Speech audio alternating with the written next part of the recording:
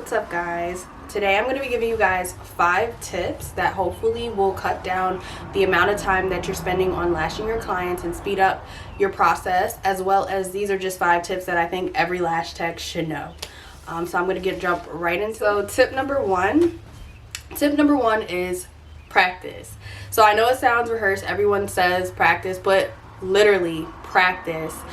Literally block everything out of your day and practice for at least an hour a day on just isolation, practicing different looks, but mainly isolation, direction, and placement.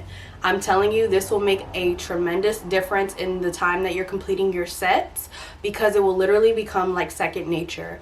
When you're practicing your isolation can be so time consuming, especially for beginner lash techs, because you're literally picking through little lashes on somebody's face. Like, you're picking through little baby hairs on somebody's face. Lashing is extremely tedious. It is a luxury service, so that's why it costs as much as it does, because we're literally isolating each individual lash and applying a hair to it. So what's the best thing to do to get your speed up? Practice your isolation, your placement, and direction. Spend at least an hour a day for 7 days, and I guarantee your speed, and you'll be completing your lash sets way quicker, like way quicker. So tip number two is practice on live models. And the reason why I say live models, yes, mannequins can be great, and obviously they're there at all times, and sometimes you're not going to always have a person available to lash on them, so that's why we have mannequins. But it's nothing like practicing on a live human being. That's because obviously you're going to be lashing on a person, so try to find as many people as you can to practice.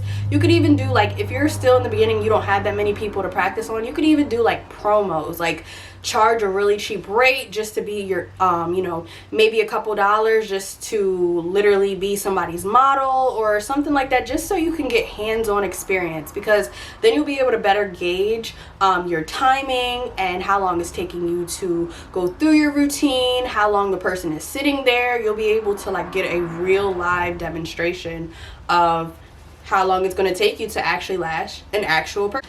So my third tip is organization. Organization is key. It's literally key for being a lash tech. You have to be organized. That means if you have to label your lash tiles, or if you need to just have everything organized. That way you're not looking for everything. Everything is right where you need to. You can keep up with your inventory. What you do is, about 30 minutes before my client is on their way or is going to be stepping through the door, I literally will have everything out. So that also goes into being prepared. I'm going to have everything out. I'm going to have all the tweezers I'm going to need. I'm going to have paper towels, tissues on hand. I'm going to have my fan ready to go, charge. I'm going to have my glue already shaken up, so that way by the time the client lays down, I'm ready to go. I'm ready to start lashing. I'm ready to just start taping, and I'm getting right into it. Just be prepared. Be prepared before your client comes, because it's so easy to forget little things, or just make sure you have everything already laid out and you're ready to go. So my next tip is iPads. I would say to get rid of them.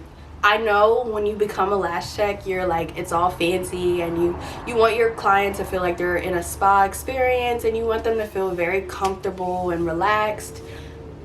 But literally, in my opinion, the gel iPads, it's not an essential. It's not something that you truly need. If you're using the right tape, the client should be comfortable. If you're taping their lids down or their bottom lashes down correctly, you should have no issues. It should still be comfortable for the person. It should not be uncomfortable, even with just tape, but just canceling out that step. Because I noticed even when using iPads, they don't really do it doesn't really do that good of a job as holding down the bottom lashes as tape would, and you still have to reinforce after putting the gel pad down. So if you were to just skip that step and just start taping down the bottom lashes, that literally cuts out 5 minutes of your time, and you're just going right in, putting the tape down, and boom, you're gonna start lashing. Fifth tip is less talking. So I know when, you know, your client comes in and you want to chit chat and you want to talk with them and everything like that, and that's great, but literally, like, if you start to kind of like quiet down, and you'll notice your client will start to like quiet down as well. And the reason why I say like less talking and less chatting is because when you're not talking as much, you're more focused. So if you're focused and you're there to do, especially when you're a beginner, it's a little harder to be isolating, placing lashes, and then having such a deep, sometimes you can get into such a deep conversation with your client, and now, you know, your client's moving their hands or they're moving their face, and that can mess up your isolation, that can slow you down. So the goal is to try to cut down as much talking as possible, maybe talking in the beginning, and then advising maybe that, you know, this person can just relax, take a nice lash nap and just relax, enjoy their spa treatment. And then towards the end of the appointment, as you're starting to wrap up or you're gauging your time a little bit better, then you can start having conversation with them. But because you got to understand, when they first come in, they're going to be talking to you. They're going to be like taking off their clothes. Taking off their jacket or their coat or whatever, putting their belongings down. They're going to talk to you about their day. They're going to be talking to you before about 5 minutes. And you're already going to be doing like somewhat of a consultation, confirming the appointment. You're going to be asking them maybe what lengths they want, what type of look they're going, and that all takes time. So the less talking, the more, you know, you can get the client in and get another client on the lash bed, and that equals more money for you. So I think that's all the tips that I honestly had today. So I actually do have one more added tip that I actually want to include in this video. So I did lie, I said it was 5 tips, but it's actually 6. The last tip is actually to always remember, when you're practicing, you want to practice in live time. And when I say practice in real live time, I mean practice exactly how you would lash your actual client. So if you are making fans in one hand and you got your tweezers in the other hand, practice exactly how you would with the mannequin or with a live model, just as if you were to do it on a real client.